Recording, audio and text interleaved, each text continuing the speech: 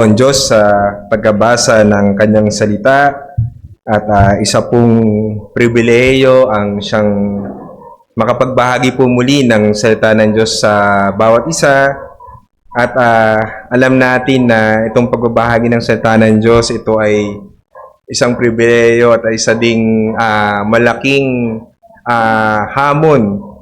Kaya nawa ay samahan po tayo ng Panginoon na maunawaan natin ito and at the same time ay hindi lamang maunawaan ng ating maisip kundi ito ay bumaba sa ating mga puso at siyang maipamuhay dahil yun po yung pag-uusapan natin ngayon. Pero bago po tayo magpatuloy, tayo po ay muling manalangin.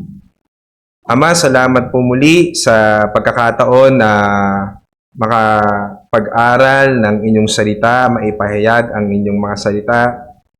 Samahan po kami, Ama, at alam po namin na ito ay salita ninyo. Nawa, bigyan po namin ito ng malalim na pagpapahalaga. At tulungan niyo po kami na maunawaan ito, Panginoon. Samahan niyo po ang bawat isa. Samahan niyo po ang makikinig at ang magbibigay ng inyong mga salita. At nawa ay sa inyong biyaya, ito po ay magkaroon po ng bunga sa aming mga buhay. Purihin po kayo, Ma, at sambahin. Ito po ang aming dalangin sa Panginoon Jesus. Amen. Alam nyo po, kanina, nung preaching ni Pastor Bill, no, nakakatuwa po dahil habang ako ay nakikinig, na-realize ko na itong preaching ni Pastor Bill ay tila sabihin nating prequel, no, ng aking preaching dahil yung pong kanyang ipinangaral ng ating pastor ay tungkol po sa identity ng isang Kristiyano. At ito pong ating pag-aaralan ay may kinalaman din sa identity natin bilang Kristiyano sa mundong ito. Alam po natin sa panahon ngayon, uso yung sa social media. Alam niyo po ba yung tinatawag na influencer? Yung mga influencer, yung mga tao na sila ay nagtatry ng mga iba't ibang produkto, pumupunta sila sa mga iba't ibang kainan, pinapakita nila kung gaano ito kaganda, gaano ito kasarap, gaano ito sabihin natin ka-useful, upang maimpluwensyahan yung mga nanonood sa kanila na bumili o maengganyo. Tayo din naman po bilang mga Kristiyano, bilang mga tinawag ng Diyos, tayo rin po ay may malaking impluwensya sa mundong ito. Sa totoo lang po, regardless if we are a Christian or not, everyone po has an influence to each one. No po? Sa lahat ng ating ginagawa, yan ay nakaka-impluwensya kahit kanino. At ang matindi po dito, ang isang dapat nating makita na yung impluwensya na ito ay ito ay hindi natatapos sa buhay mo. Kung paano mo inimpluwensyahan, for example, yung anak mo, kahit ikaw ay mawala na, dadalhin niya yun. At yung impluwensya na yun na kanyang dinadala, of course, may impluwensyahan din niya. So, it goes on and it goes to say na napaka-importante po na makita natin na tayong lahat ay may impluwensya. So, dito po sa pag-aaralan natin, sinasabi ng Panginoon kung ano yung influence natin from our identity. No, na ang identity natin dito, sinabi po ng ating Panginoong Jesucristo, is we are the salt of the earth. Tayo daw ay asin ng sanlibutan na ito. So, yun po yung pag-aaralan natin sa hapon ngayon. At ang mensahe po natin ay ang mga mananampalataya ay dapat mamuhay ng may kabanalan, may kaibahan, upang sila ay magpanatili, magpalasa, at magpadalisay sa nabubulok na mundong ito. At sila ay dapat maging maingat na mawala itong mabuti at magandang impluwensya. So, makikita po natin, basahin po natin sa English, sabi dito, you are the salt of the earth. So, sinabi dito, you are the salt of the earth. Hindi sinasabi ng Panginoong Jesucristo dito na ikaw ay magiging asin o dapat ikaw ay maging asin. Sinasabi niya dito sa mga disipulo na nandoon sa sermon sa bundok na ikaw ay asin ng sanlibutan. Nakatutok ito, nakaturo ito sa mga mananampalataya doon na pagkatapos sabihin ng ating Panginoong Jesucristo yung katangian ng mga tao na nasa kanyang kaharian, no po, which is the poor in spirit, no, those that who mourn over their sin, those that are gentle and meek. Yung character na yon, ano yung dapat maging consequence, ano yung dapat na maging epekto sa sanlibutan na ito. At sinasabi dito na ikaw o kung sino man na mananampalataya na kabilang sa kaharian ng Diyos, ikaw ay asin ng sanlibutan ito. So, hindi ito something na kailangan maging special ka na Kristiyano o kailangan ikaw ay prayer warrior, ikaw ay theologian. Kung ikaw ay mananampalataya, ikaw ay asin ng sanlibutan na ito. Ito yung identity mo sa mundong ito. Kanina binanggit ni Pastor Bill yung identity mo bilang Kristiyano in the sense na kung paano ikaw sa harapan ng Panginoon, paano ikaw dapat mamuhay. Ngunit ito rin, sinasabi na yung pamumuhay mo, ito ay merong influence, may malaking epekto sa mundong ito. At ano tong epekto na ito? So alam natin na sinabi dito, you are the salt of the earth. So, dapat malaman natin, ano ba yung ibig sabihin ng salt? And ano ba yung ibig sabihin ng of the earth? Bakit sinabi ng Panginoon ito pagkatapos niyang sabihin o i-describe kung ano yung mga character ng mga tao sa kingdom of God? Bakit niya sabi na you are the salt of the earth? Alam po natin yung asin, no? Ngayon, alam natin, mura na lang yan. No? Madaling makabili ng asin sa palengke. Hindi ko lang maalala kung magkano ang 1 kilo ng asin dahil pag bumibili kami ng asin, yung nasa mga maliliit na pakete lang dahil bawal nga ang maalat sa bahay masyado kaya konti lang ang asin na binibili namin. Ngunit alam niyo po ba, dito sa tagpong ito, nung pinapaliwanag ito ng Panginoong Jesucristo, yung asin po ay isang napaka-importanting commodity. In fact, alam nyo po, yung mga Roman soldiers, sila ay sinuswelduhan ng asin. Ang tawag po doon ay salarium. Kasi yung salt sa kanila ay sal. Ang tawag sa kanilang sweldo ay salarium. Doon po nakuha yung salitang salary. No po? So, ganun ka-importante yung asin, yung commodity na yon, dahil ito ay sabihin nating may distinct na ginagawa. At ano yung distinct o ano yung kakaibang ginagawa ng asin? Una, nung time na yon, ito ay isang preservative. Alam po natin na yung preservative ay upang mapigilan ang pagkabulok dahil wala pa pong ref nung time na yun Wala po sigurong ice. Of course, walang ice dahil walang ref, walang cooling nung time na yon. At para ma-preserve yung mga sabihin natin yung mga karne na kanilang binili o iuwi, ay nilalagyan nila ng asin para hindi ito mabulok. So, tayo din naman po bilang mga Kristiyano, tayo daw ay preservative din ng mundong ito. At alam po natin na yung asin, ito po ay it works secretly.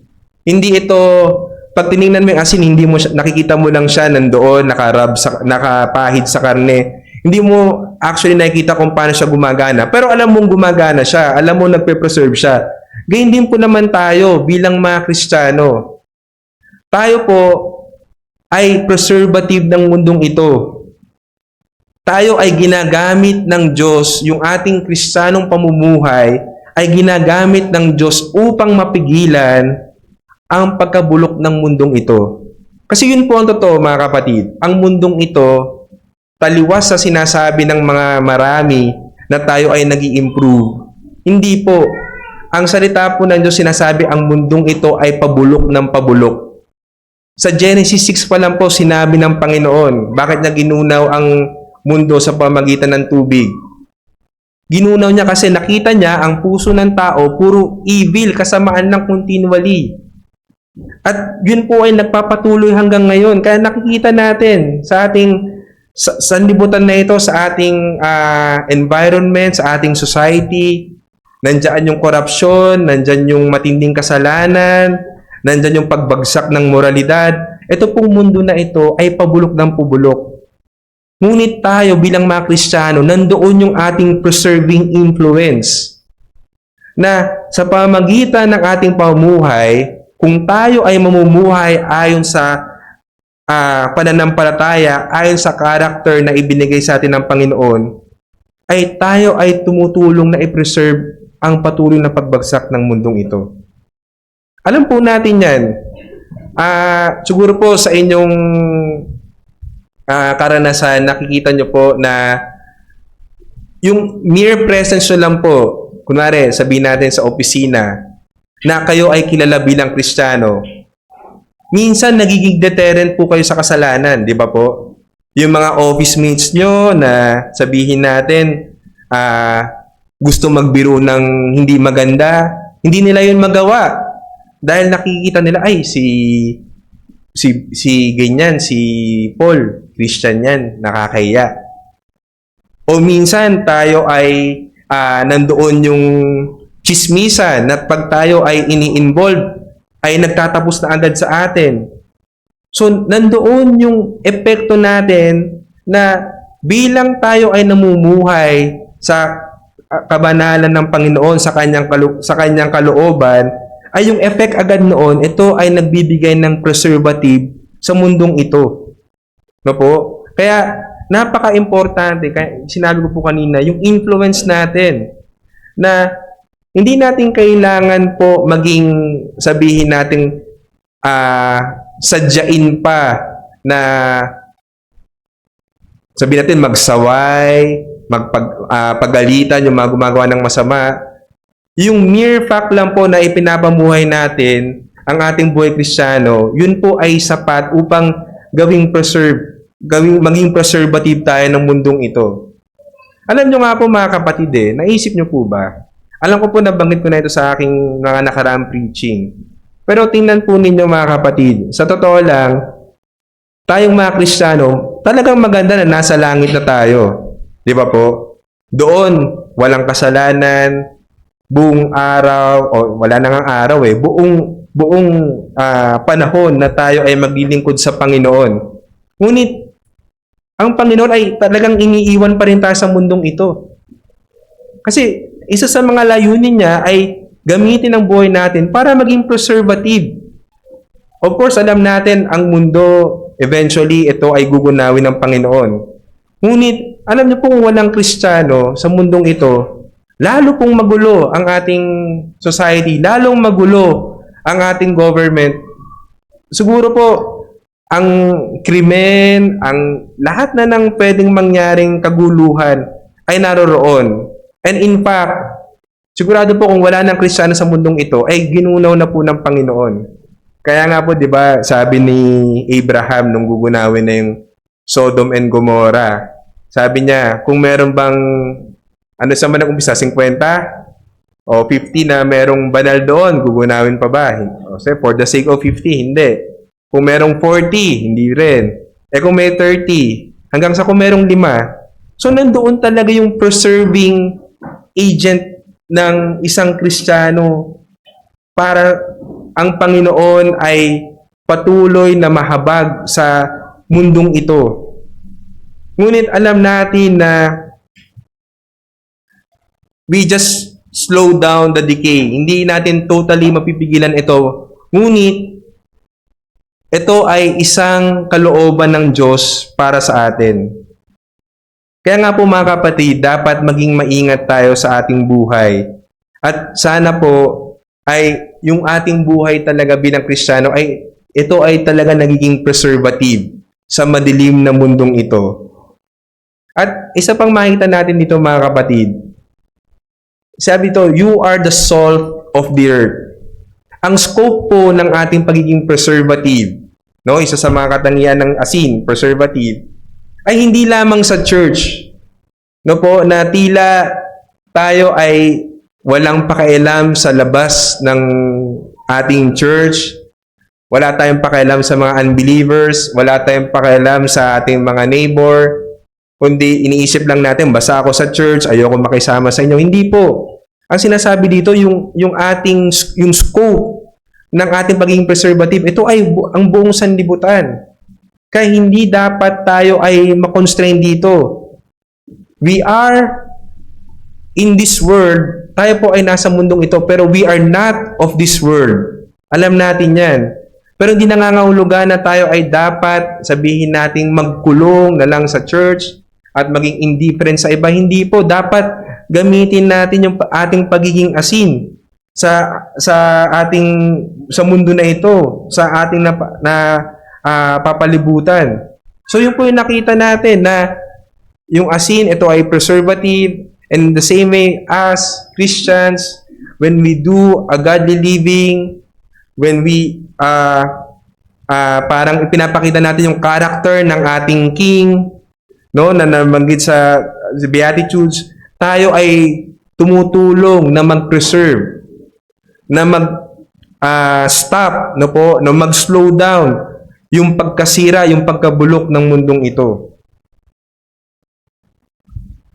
So, ano pa po yung ginagawa ng asin bukod sa pag-preserve? Of course, alam po natin, yung asin, ito ay nagdadagdag ng lasa, yung flavor.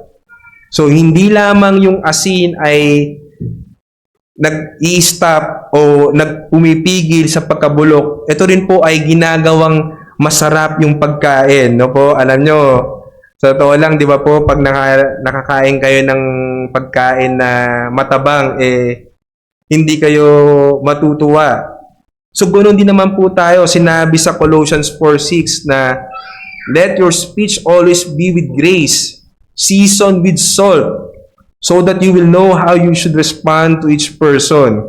So, tayo pong mga Kristiyano, hindi tayo dapat sabihin natin isang matabang, no po, na tayo ay either walang pakialam o kaya tayo ay harsh sa iba. Pero dapat po tayo ay nandoon yung ating pamumuhay, ito po ay nagdadagdag ng lasa sa iba. Lalo na po pag sineshare natin ng ebanghelyo. Paano po ibig sabihin nun? Na pag nakikita ng mga tao yung ating pamumuhay, tila sila ay nagkakaroon ng attraction sa ating Panginoong Jesucristo. Kasi makikita nila, iba yung pamumuhay ni brother or ni sister. Na sa bagamat siya ay nasa matinding problema, siya ay nandoon yung kanyang kapayapaan, o siya ay humaharap sa matinding pagsubok, nandoon yung kanyang katatagan. Kung paano nila i-handle yung kanilang buhay, something is different. Something is attractive. Gusto ko rin nun. Paano kaya yun? At makikita niya na ang rason noon, ang dahilan noon, ay walang iba kundi ang ating Panginoong Jesucristo.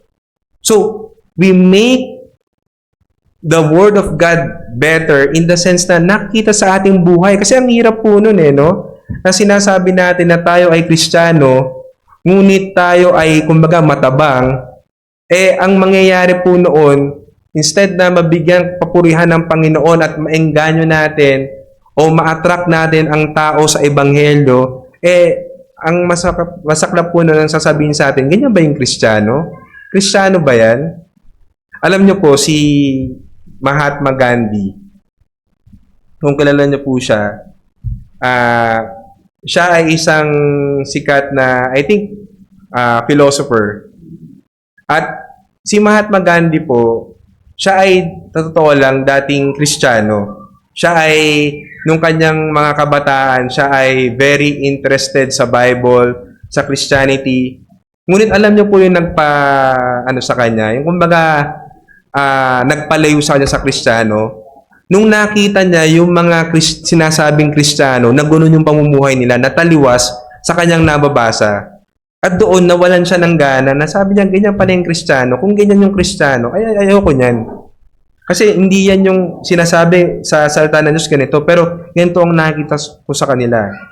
So mga kapatid, tingnan po natin yung ating buhay na paano ba tayo namumuhay sa ating pananalita, no po, na ito ba ay gracious, seasoned with salt, O ito ba ay sa halip na masarap, no po, at naipapakita natin kung gaano kasarap ang mamuhay sa pananampalataya ng ating Panginoon, tayo ay puro reklamo, no po, tayo ay puro paninira, tayo ay puro negatibo. So, hindi po maganda, no? Kahit sa panahon ngayon, nabanggit ko po kanina sa social media, na marami ang nagpo-post ng kung ano-ano. Ngunit ikaw, ano yung mga pinopost mo? Ito ba ay with salt? Ito ba ay with grace? Ito ba ay kaaya-aya? Ginagawa ba nitong lalong kaaya-aya ang ating Panginoong Jesucristo? O kabaligtaran? At higit sa lahat, sa bahay po natin. No po? Na tayo ba ay panagsalita, nandoon palagi yung bitterness, nandoon yung laging, sabi nila, pagbubunganga, o nandoon ba yung kasiyahan, yung patience, no po? So, tingnan natin yun, mga kapatid, kung paano talaga tayo namumuhay sa gitna ng mundong ito, na tayo ba ay una nagpe-preserve at the same time, tayo ba ay nagdadagdag ng flavor na masarap.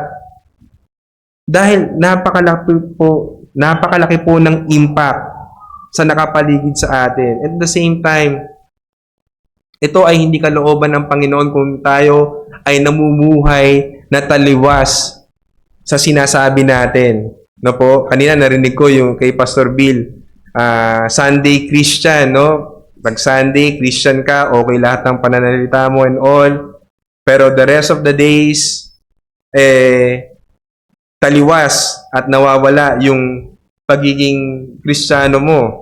Kahapon sa Bible, sa prayer meeting namin, nabanggit ni Brother Mark na we are the only Bible that the unbelievers read, no po?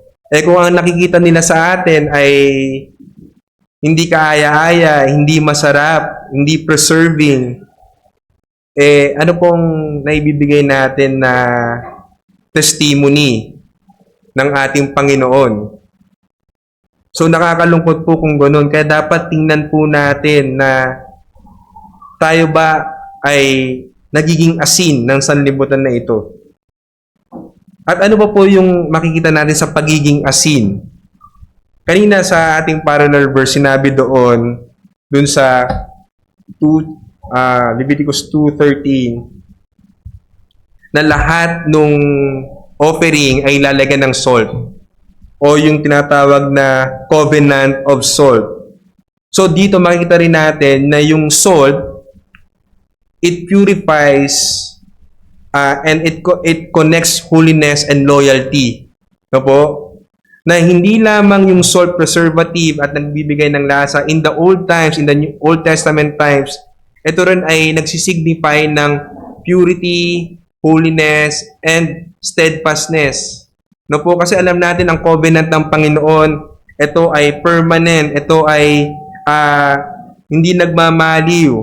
So, nung ang Diyos sinabi niya sa Israel, sa mga Israelita na yung kanilang grain offering ay lagyan ng salt, pinapakita doon na nandoon yung purity, na yung kanilang offering should be clean, no po, should be undefiled, should be the best.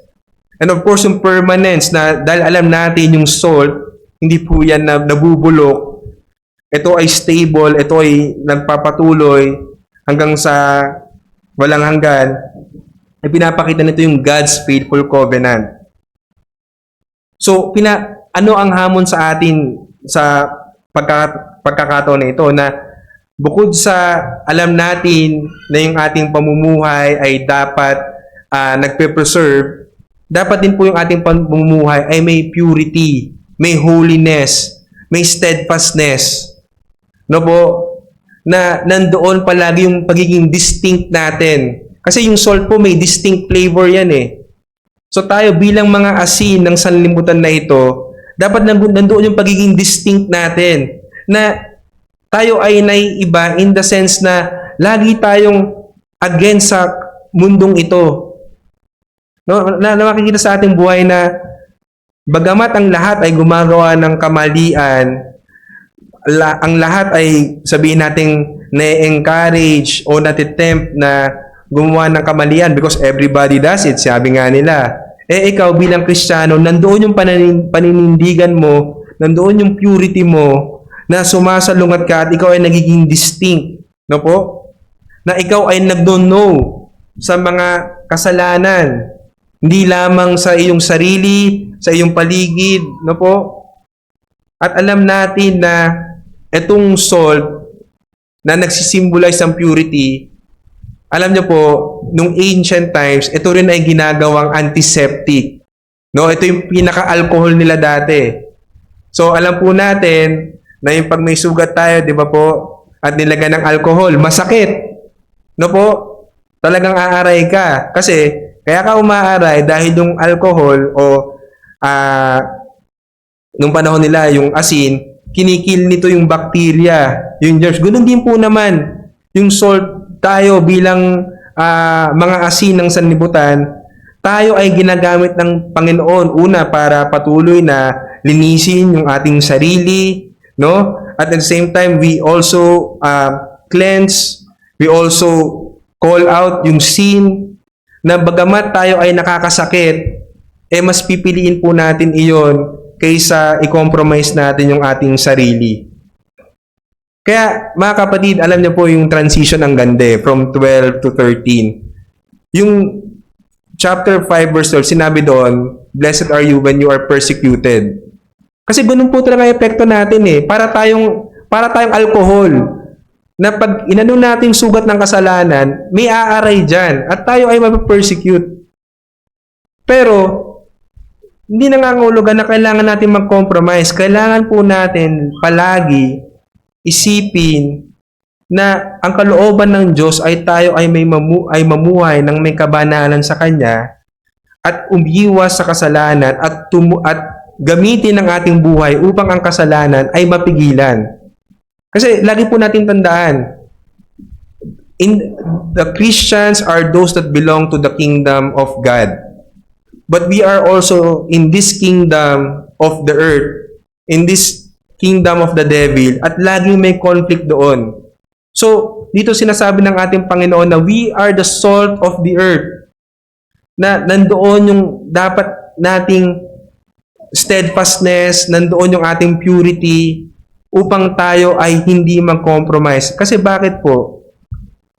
Alam nyo po, pag tayo ay nag-compromise, nandito na po yung serious warning. Ito na po yung pangalawang point natin.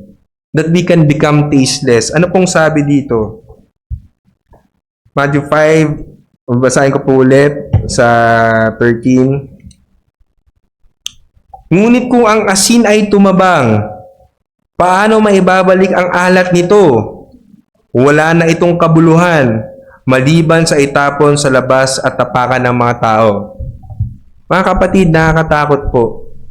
Nandoon yung danger na tayo na mga asin ng sanlibutan ay mawala yung ating pagiging maalat.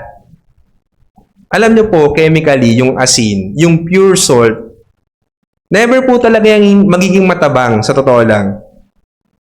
Pero paano po siya sabihin natin, instead na magiging salt, maging parang mukhang salt siya pero hindi talaga. Yung salt po kasi, especially sa Dead Sea, yun po ay merong kasamang mga ibang minerals. Pag yung salt po ay napasama dun sa mga minerals na iyon, yung ibang minerals na yun, sinisip-sip nila yung pagiging maalat ng asin. Hanggang yung asin ay maging matabang na.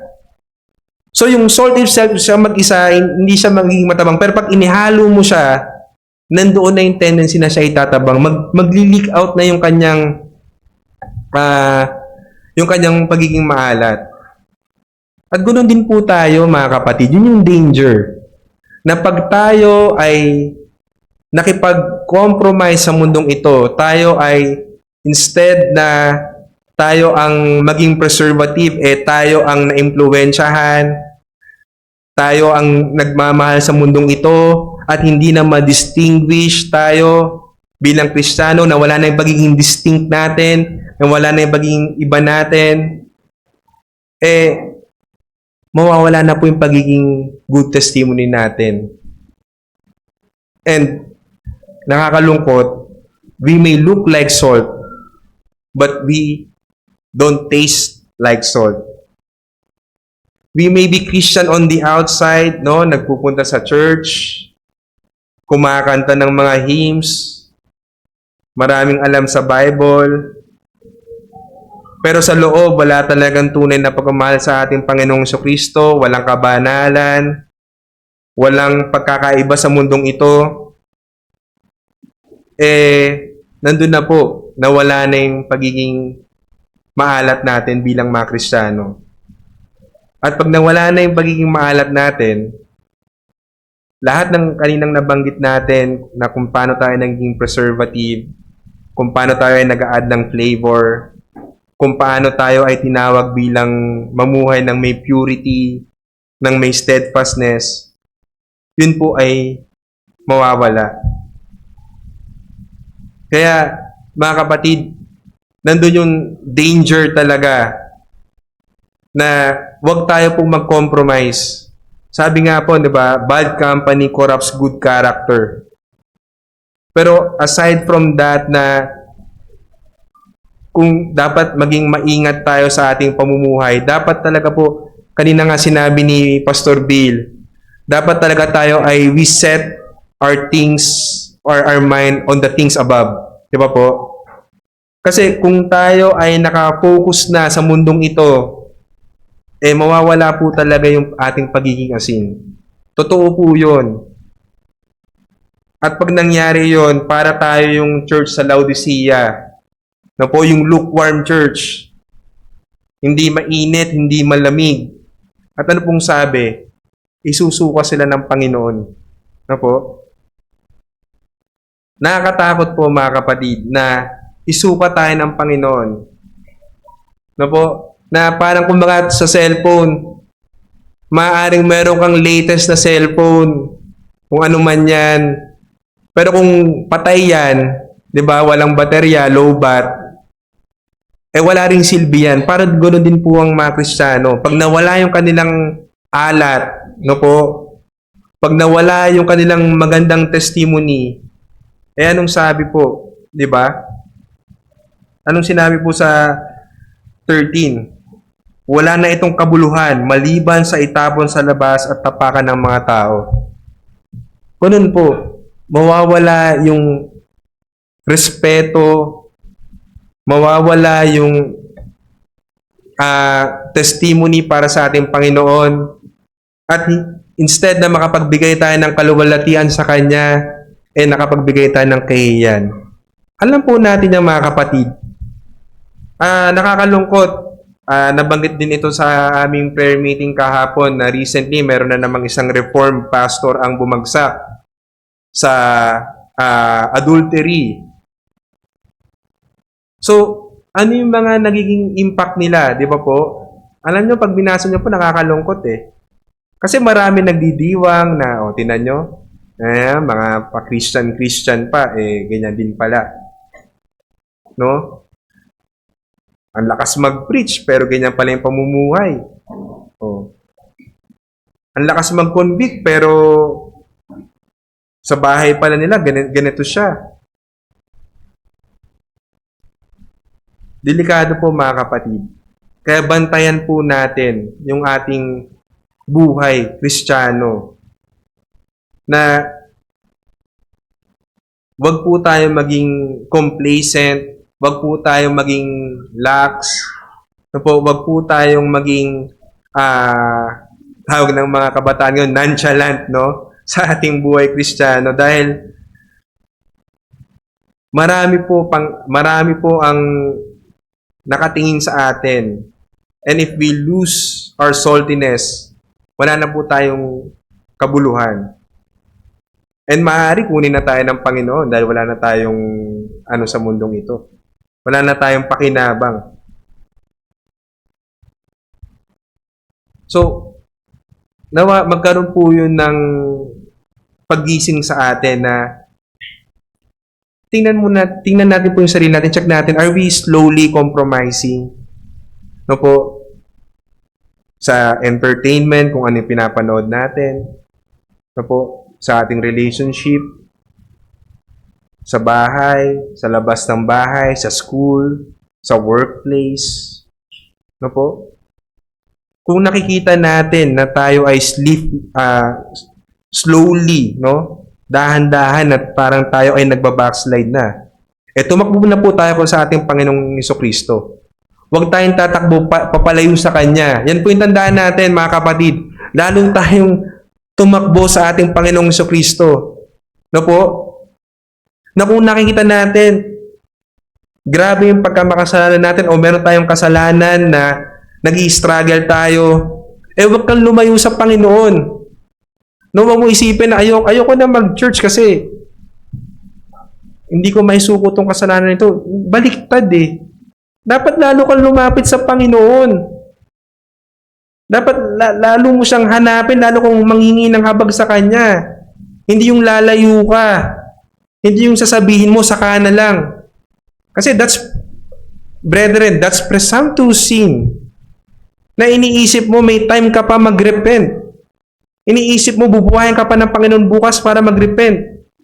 Hindi po. Kung ikaw, ang Diyos sa Kanyang biyaya, ginigising niya na yung konsensya mo, kinokorek ka niya through discipline or kahit anuman, tumakbo ka na sa Kanya. Kasi kung ayaw mo tumakbo sa Kanya, dalawa lang naman po yan eh. It's either tumatakbo ka papalayo sa Diyos at patungo sa kasalanan mo kasi mas mahal mo yung kasalanan mo, o tumatakbo ka sa Panginoon dahil alam mo wala kang magagawa sa sarili mo upang ikaw ay maligtas. Kaya mag-ingat tayo mga kapatid na wag tayong mag-aakala na lagi pa tayong merong time, no po, para mag-repent. Kung tinatawag ka ng Panginoon sa repentance ngayon, gawin mo na. While, kanina nga, I think, kanina yun yung call to worship natin, di ba? Seek Him while He may be found. Seek Him while He may be found, mga kapatid. So, balik po tayo sa ating topic na idalangin po natin, iwasan natin na mawala yung ating pagiging salt, na maging tasteless tayo, maging matabang tayo, maging walang kabuluhan tayo.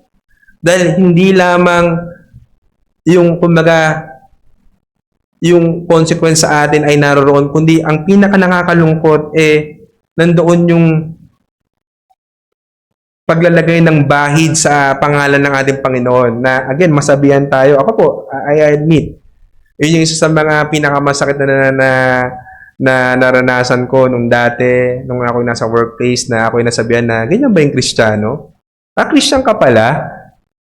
Alam niyo po yun, looking back, sabi ko nga, Panginoon, patawad po, sa madaming pagkakataon, hindi ko kayo bigyan ng kaluwalhatian, kundi kahihiyan. Kaya sana po mga kapatid, pag-isipan natin itong mabuti. And how do we prevent? How do we stay salty, no? Paano tayo magiging maalat sa mundong ito na palagi tayong sinusubukan o tinetempt na maging matabang?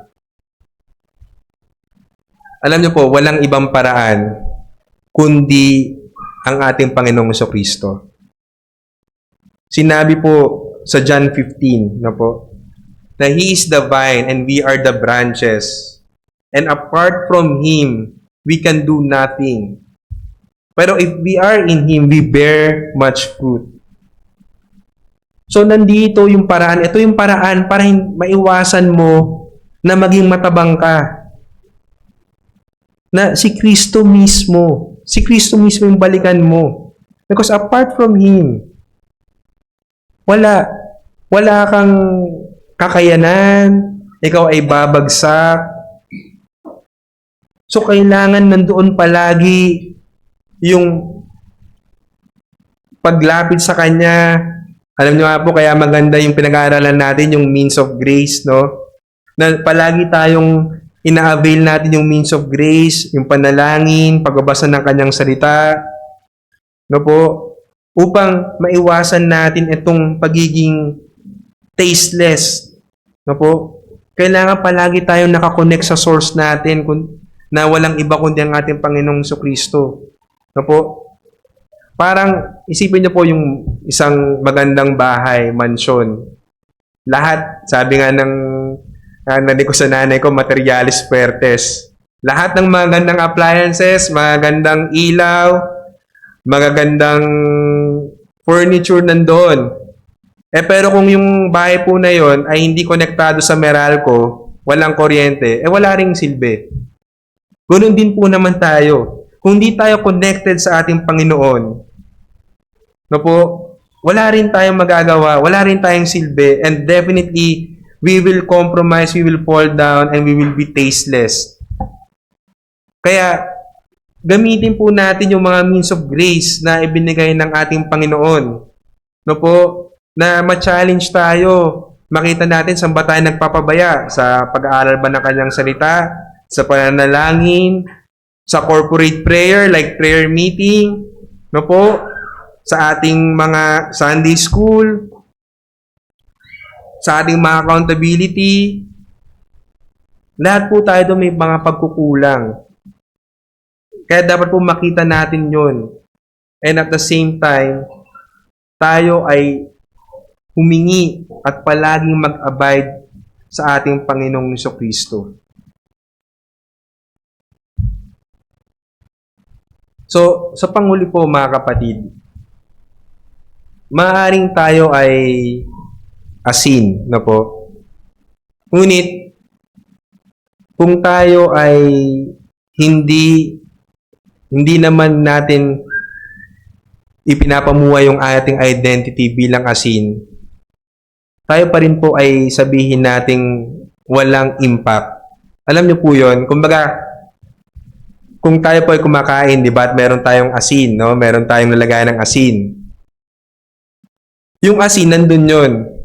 Pero hanggat hindi mo yun gamitin, edi walang effect. Hindi sasarap yung pagkain, no po?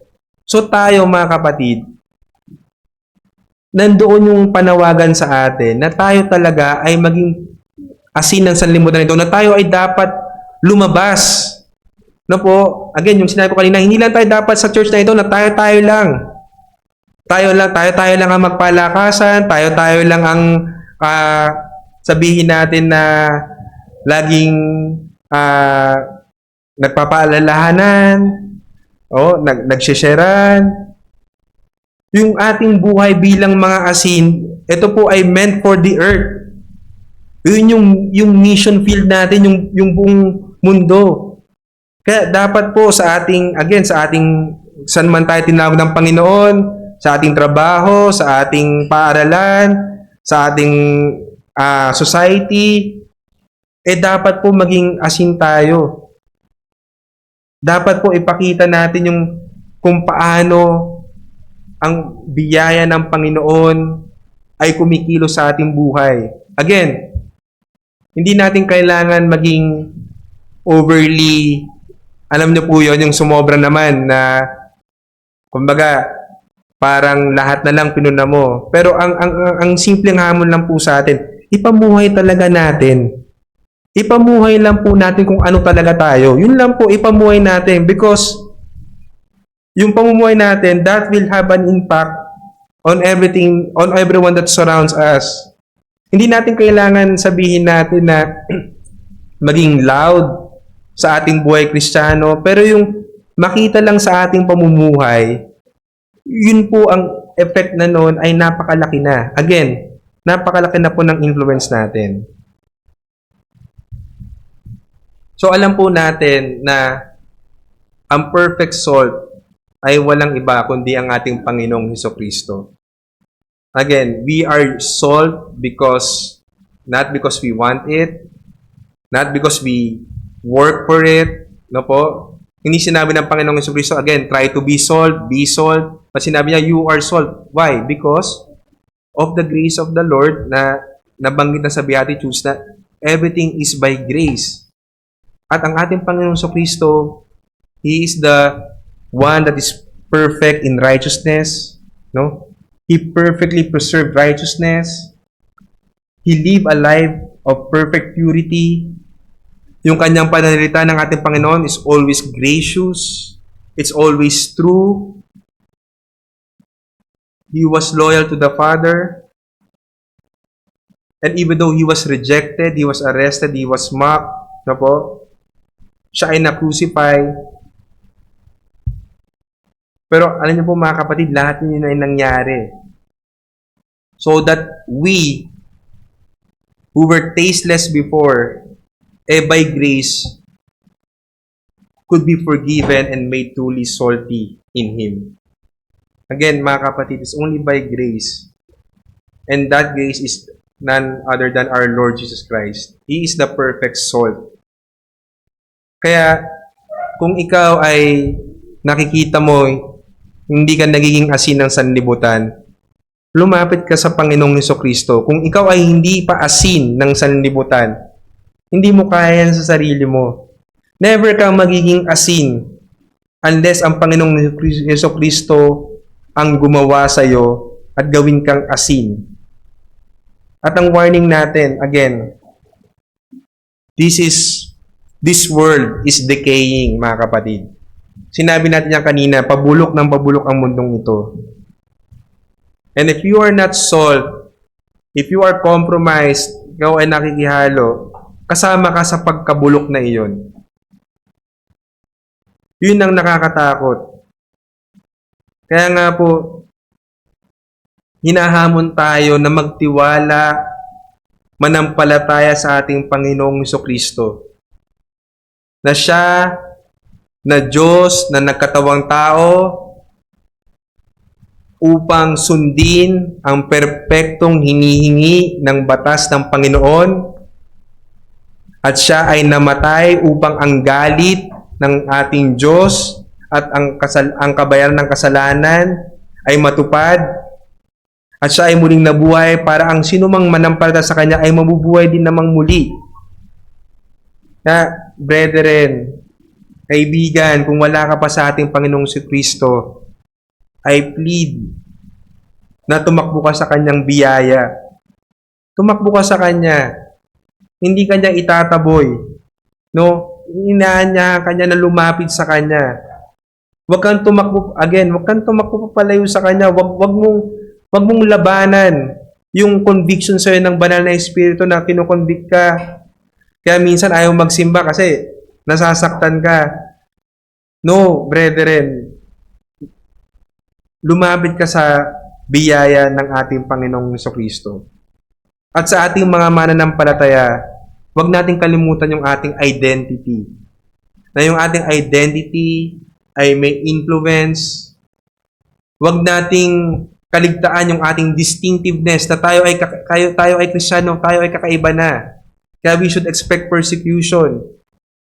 Na hindi talaga tayo magigets ng mga tagamundong ito. Dahil iba na tayo eh. Meron na tayong bagong identity. And also, huwag tayong manatili na tayo-tayo lang. Gamitin natin yung ating pagiging asin para i-preserve ang mundong ito sa biyaya ng Panginoon.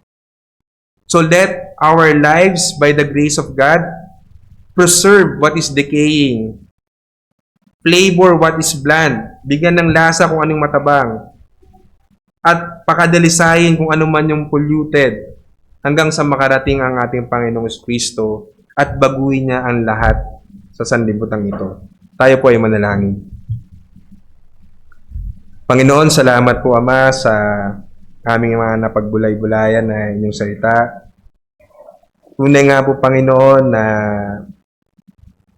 napaka-importante na mamuhay kami Panginoon ng may kabanalan na may pagkatakot sa inyo dahil kami ay inyong ginagamit na malaking impluwensya sa mundong ito na pabagsak. Kaya Panginoon, tulungan niyo po kami na mamuhay bilang mga asin ng sanlibutan ito, na kami ay mag-preserve, magbigay ng masarap na lasa ng inyong biyaya sa mga taong wala pa sa inyo, Panginoon. And the same time, mag-purify, Panginoon, at maipakita, Panginoon, ang inyong steadfastness, ang inyong faithfulness sa bawat isa, Panginoon. Purihin po kayo, Ama, at salamat po sa inyong pagtuturo sa amin. Nawa kami ay mahamon at lagi naming bantayan ang aming sarili at lagi naming wag namin kaligtaan yung aming identity na kami ay asin ng mga sanlibutan. Salamat po. Purihin po kayo, Ama. Ito po ang aming panalangin sa pangalan ni Jesus. Amen. Ang